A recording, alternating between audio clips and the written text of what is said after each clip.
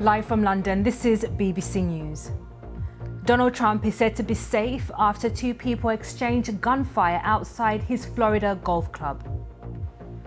A boat carrying migrants from France to Britain has sunk, killing at least 8 people.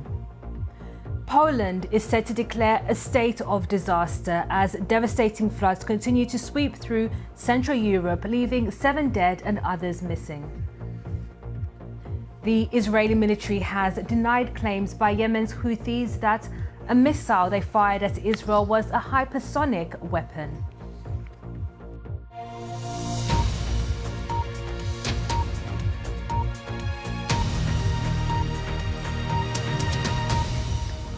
Hello, I'm Catherine Byaruhanga.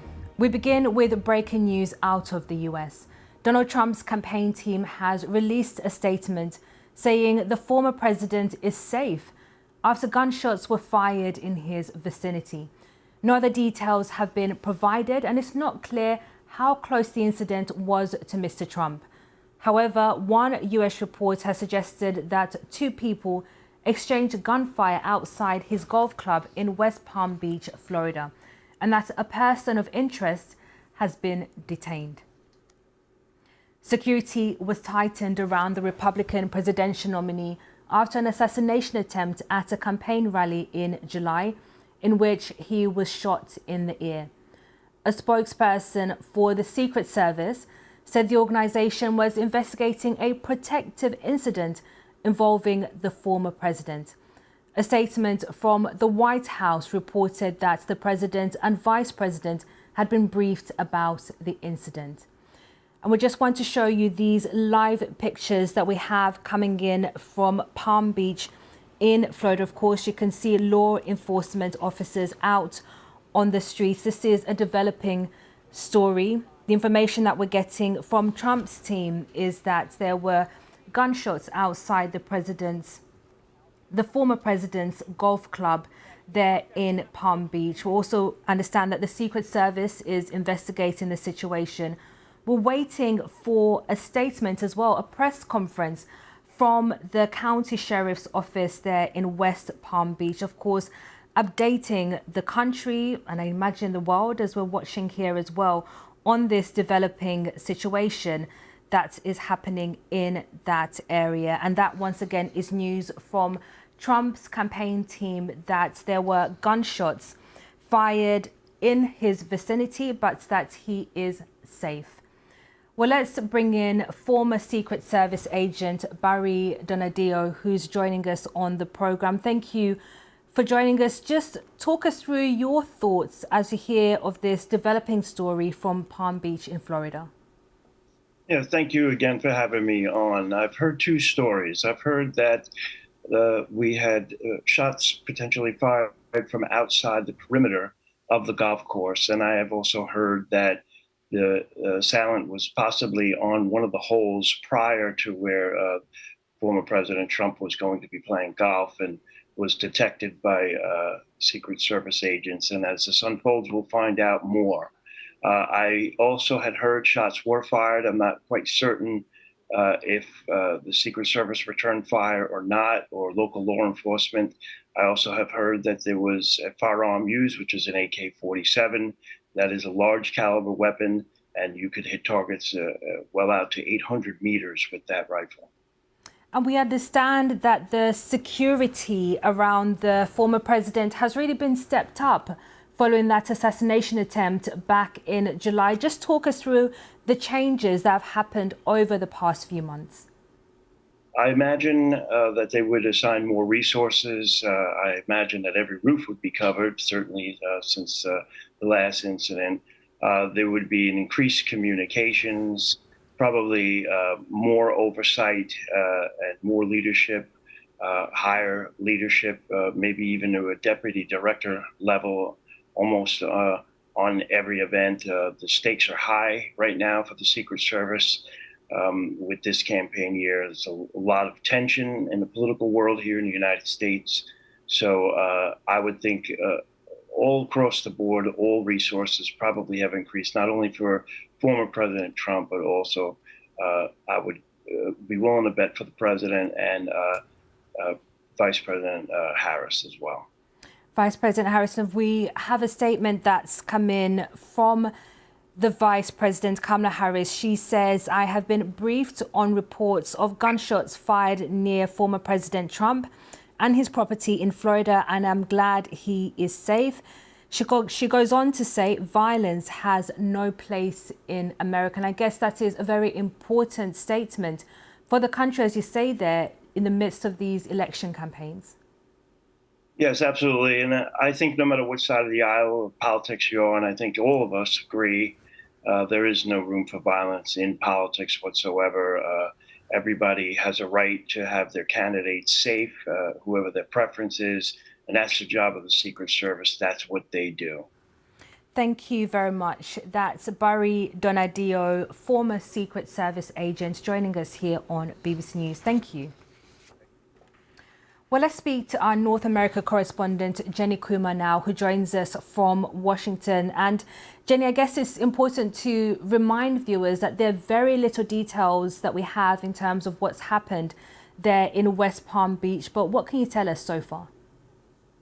Yes, we're waiting for a press conference from the Palm Beach Sheriff County office, so hopefully we'll have some more official details. But we do understand from our news partners, CBS, that one person is in custody.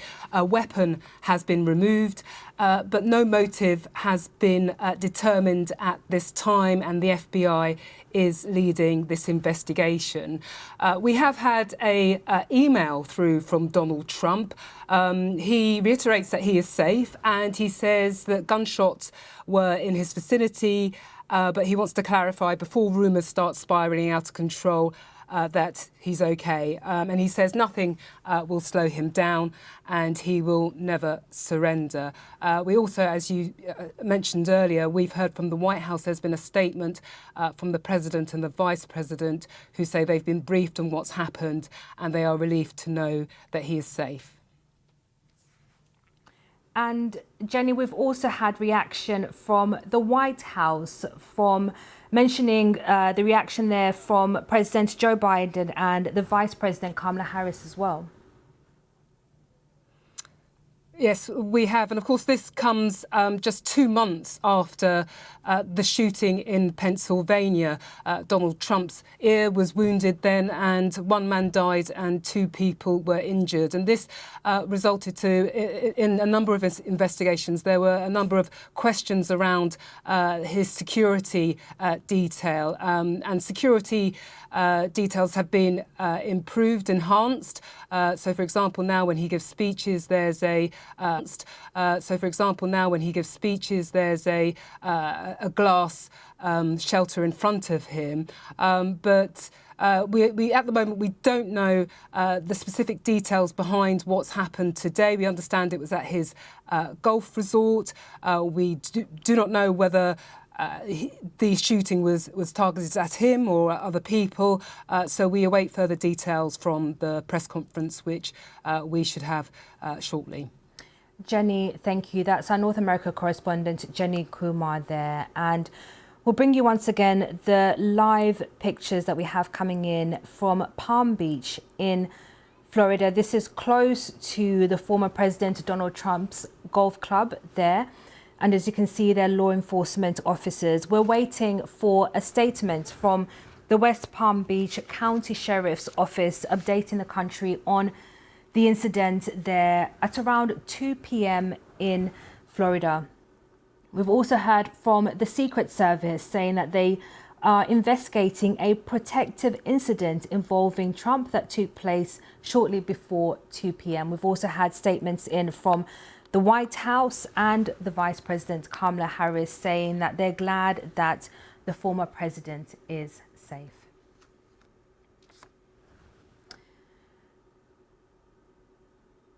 To other news now, Poland is set to declare a state of disaster as extreme flooding extends across parts of Central and Eastern Europe. The inundations have been triggered by Storm Boris, with torrential downpours forecast continue until at least the end of Monday. At least 5 people have died in Romania, 1 person drowned in Poland, while in Austria, a firefighter died tackling the floods there. Several people remain unaccounted for in the Czech Republic. Some parts of Poland have faced the worst flooding in almost 3 decades, and a bridge collapsed in this historic Polish town near the Czech border. Polish Prime Minister Donald Tusk earlier confirmed his government will declare a state of natural disaster. This will give Poland access to EU resources, including aircraft, medical stockpiles and field hospitals. These here are some of the latest pictures we've had from the Czech army, showing their rescue operation in some of the worst hit parts of the country. They have been winching people to safety in helicopters in the northeastern part of the Czech Republic around Jeseník. The mountainous spa town is totally cut off. Houses have been swept into a raging river.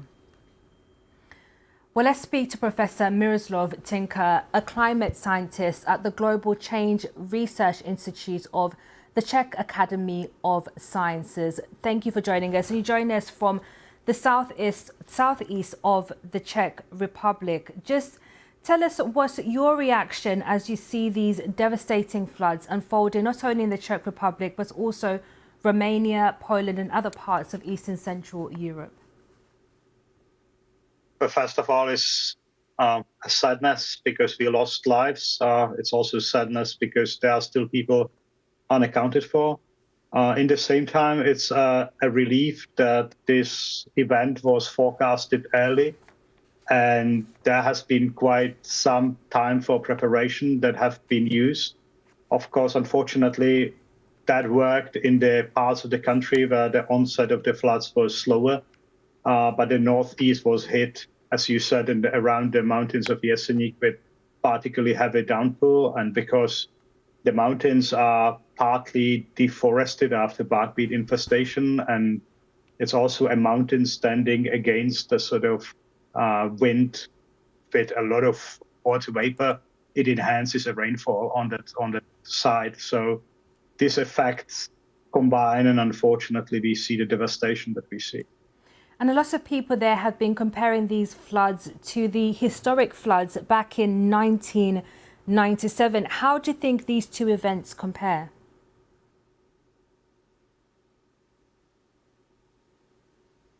Hello, Professor Miroslav, can you hear us? None of the floods is the same as the other one. Continue, please. Yes, I can hear you. I said that you cannot really compare two flood events, but 1997 was a really summer flood. This one was unseasonably late. It is September already.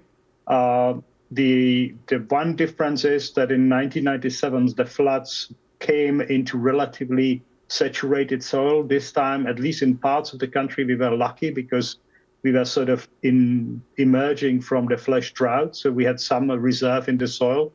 But overall, it is an event that it's going to really be remembered, especially in the northeast area of Ostrava, Opava, and Jeseník. And what do you think about the response from the authorities? Of course, as you say, there was a warning that this was going to happen. Well, I think the rescue services are doing all they can.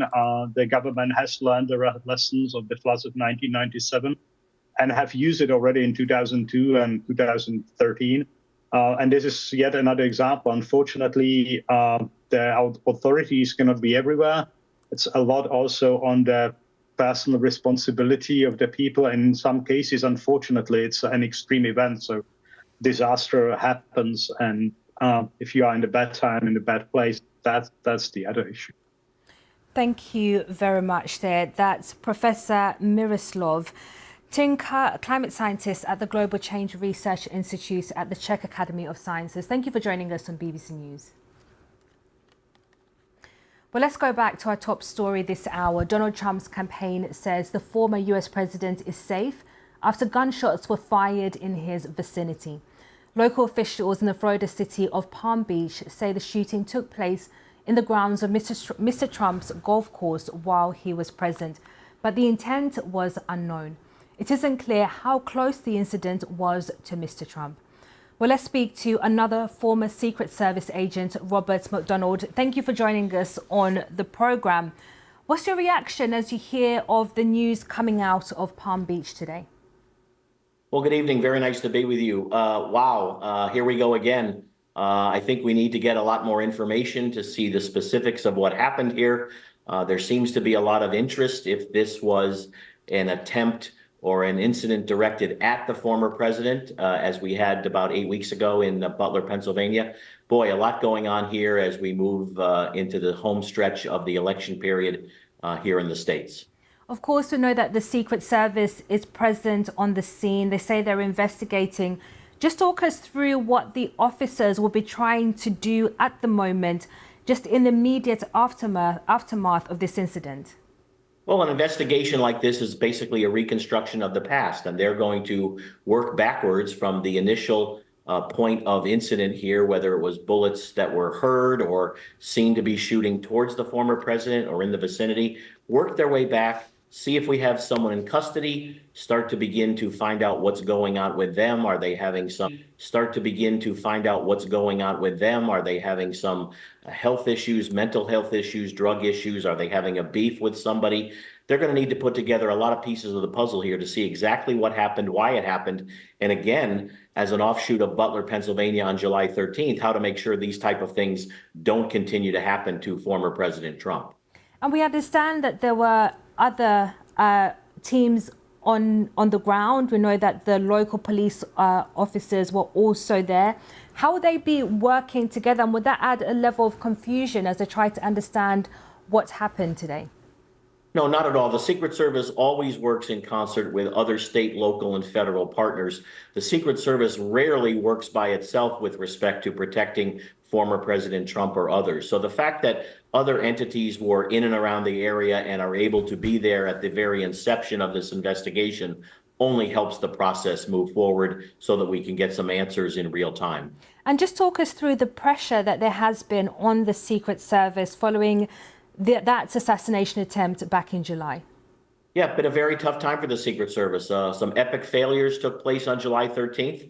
I think they're trying to find their sea legs on how to continue to work their no-fail mission every day with all of the different protectees of the Secret Service. And now, again, especially in the home stretch of the election season. You know, they came out of post-July 13th, taking care of the Republican National Convention as well as the Democratic Convention.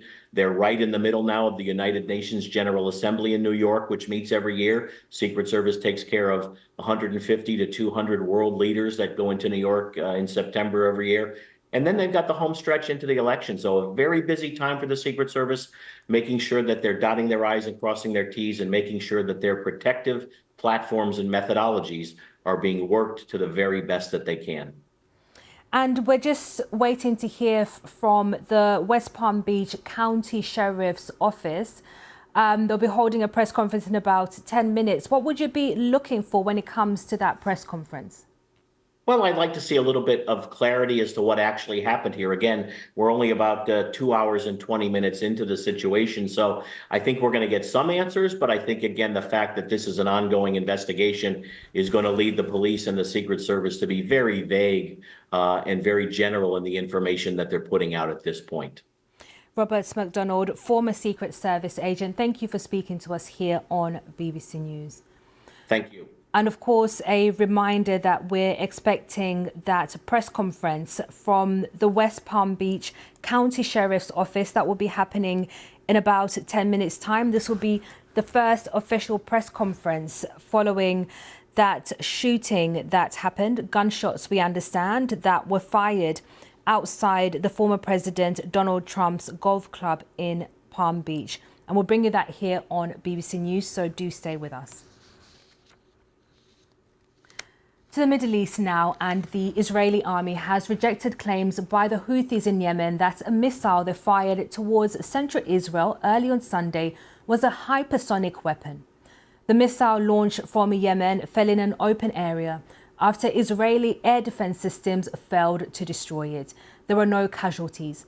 A spokesman for the Houthis said the operation involved what he called a new hypersonic missile, which travelled more than 2,000 kilometres in less than 12 minutes. Israel's Prime Minister Benjamin Netanyahu says the Houthis will pay a heavy price for launching the attack. Our diplomatic correspondent Paul Adams has the latest from Jerusalem. This is an interesting attack. As you say, it didn't cause any damage, but it does not appear to have been intercepted by Israel's extremely sophisticated and multi-layered air defense system. In fact, the Israeli army in its statement said that there had been multiple efforts to shoot it down. It appears to have broken up, and the damage caused on the ground seems to have been caused by Israel's own interceptor missiles. The question is, how did a ballistic missile fired from Yemen reach Israel, so far into Israel, the furthest any Yemeni ballistic missile has reached, without being intercepted? Now, the Yemenis, in a statement this morning, the Houthi rebels say that they fired a new type of hypersonic missile. They say that it traveled more than 2,000 kilometers in 11.5 minutes. Now, there have been claims in the past that the Yemenis either had or were developing such missiles.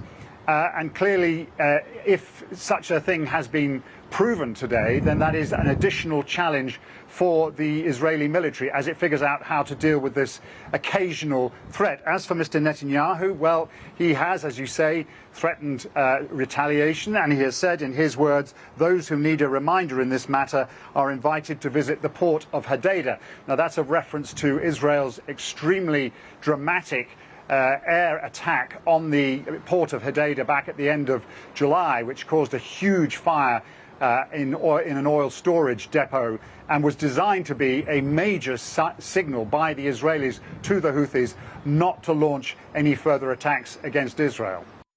Paul Adams reporting there.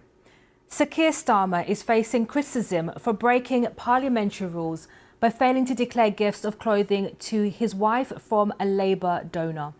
The Prime Minister has now registered the items received by Lady Starmer, but he didn't do so on time. Tony Bonsignori has this update. According to the Sunday Times, Lord Ali covered the cost of a personal shopper and clothes for the PM's wife, Victoria Starmer, both before and after the general election. According to the rules, you're supposed to declare these things within 28 days, but that didn't happen. Downing Street say they thought they'd follow the rules, but after updated advice, had declared further items. Now, why does this matter? First, the source of these donations. Lord Ali is a huge donor to the Labour Party. He's also bought accommodation, clothes and glasses for the PM worth tens of thousands of pounds. And it follows allegations of cronyism after it emerged Lord Ali was given a temporary Downing Street security pass. Eyebrows have also been raised over whether the Prime Minister is right to take donations for things like this, particularly given his promise to clean up politics. The Foreign Secretary, David Lammy, has said that most Prime Ministers rely on donations for clothing, so they look their best when they represent the UK. But the Conservatives are calling for a full investigation into the links between Lord Ali and the Prime Minister. Next to the war in Ukraine, the Foreign Secretary David Lammy says careful discussions are taking place about whether Ukraine will be allowed to fire long-range Western missiles into Russia. Ukraine has repeatedly urged Britain and the United States to let it use weapons like the British Storm Shadow missile to hit targets inside Russia. Mr. Lammy told BBC News Today more talks involving the United States will take place later this month. This request from Zelensky for long-range missiles is a long-standing request. He's been making it now for well over a year. What is important is that allies are able to come together with President Zelensky and the Ukrainians to assess what's needed now.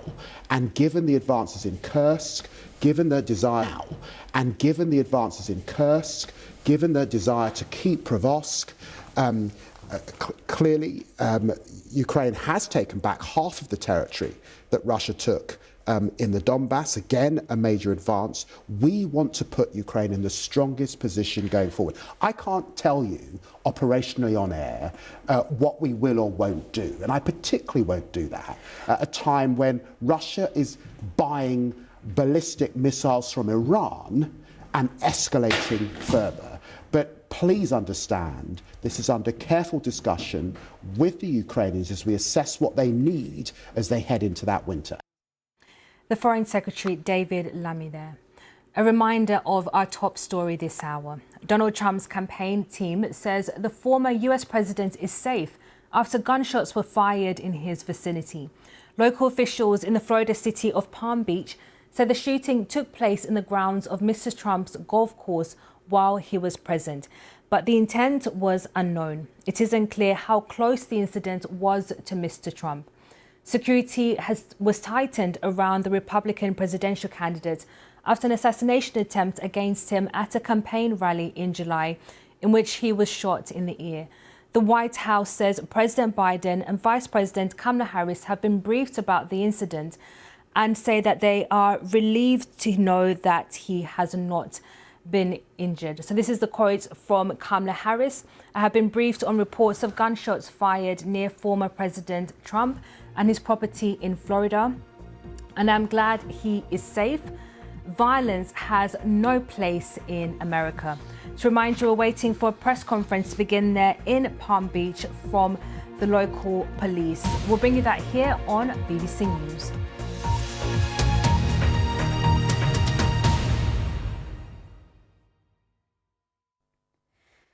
Hello. Sunday's really brought us a mixture of weather. In the south, we've had some sunshine. Temperatures reached 20 degrees, quite pleasant for the time of year. Across Northern Ireland, the weather brightened up through the afternoon, but we also had a couple of bands of rain across the UK, one across England and Wales, and a heavier pulse of rain that worked its way into Scotland as well. With this weather front, as it pushed into Lancashire, things turned rather murky for a time, certainly a lot of low cloud associated with that front. The front in Scotland clears away very quickly overnight, but the one in England and Wales just sinks southwards, where it could still be bringing an odd patch of damp weather, an odd bit of drizzle through the night. Quite mild underneath that strip of cloud, but for most of the UK, it's quite a chilly night with temperatures dropping well down into single figures. Now, we've still got trouble ahead with Storm Boris continuing to bring torrential rain into Central Europe. It's going to be days before these floods ebb away. For the UK, we get this area of high pressure building through Monday, and that's going to be around for most of the week ahead, bringing some fine weather. The main hazard for us is that we could see some mist and fog patches, and I think Monday morning we're probably going to start off with mist and fog across the north and west of the UK with some poor visibility here. Fog won't last very long. The September sun is still pretty strong, and so through the day most areas will brighten up with plenty of sunshine to look forward to, and the temperatures running quite close to average really at this time of year. Average in Edinburgh is 17, average in London is 20, so 21 is a squeak above. Heading into Tuesday, the area of high pressure is going to reorientate a little bit, sending some slightly milder air northwards. A weak weather front, meanwhile, could bring a zone of cloudy weather with a few patches of rain across the Northern Isles, but otherwise it's another fine and dry day with mist and fog patches clearing, sunny spells to look forward to, and rising temperatures. We're up to 21 degrees in Glasgow, or 21 for London as well. By Wednesday, again, if you do see some mist and fog patches, they're most likely across the north and west of the UK. Probably a bit too much in the way of breeze for that across East Anglia and South East England. Continuing to get a little bit warmer with top temperatures up to 22 in northern areas of Scotland, or 20 for western counties of Northern Ireland, but we're up to 24 towards parts of South East England, which is warm for the time of year. And we're going to hang on to this dry and relatively sunny weather really through most of the rest of this week. Bye for now.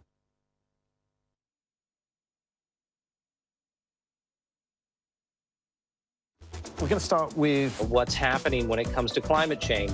We cannot normalize this. This is going to appeal to more people than just his base. And that's really the nub of this. The hard part comes next. That gift of panda diplomacy. But this is the first time we've done this in modern history. And we're going to say unprecedented a lot. The news is just words without the context. And this is the context. Tomorrow from 8 on BBC News and iPlayer.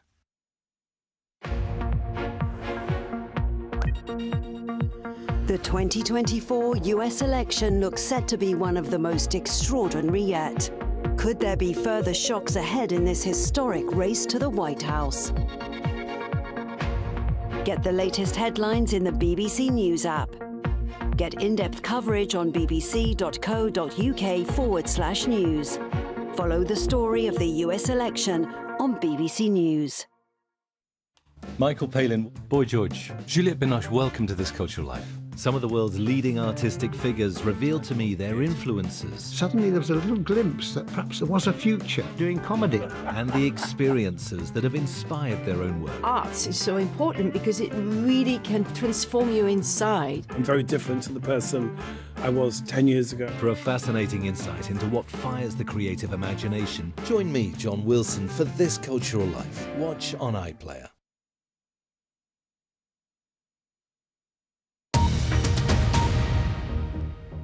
This is BBC News at the headlines. Donald Trump is said to be safe after two people exchanged gunfire outside his Florida golf club. The Secret Service is investigating the incident, while the president and vice president say they're relieved to know the former president is safe. A rubber boat taking migrants across the channel from France to England has sunk off the French coast, killing 8 people. 45 migrants have now died in the channel this year. Heavy rain is still lashing parts of Central and Eastern Europe and has killed at least 5 people in Romania and 1 each in Austria and Poland. And Los Angeles is gearing up for TV's big night as the 2024 Emmy Awards take place later today, with shows like Baby Reindeer and The Deer among the front runners.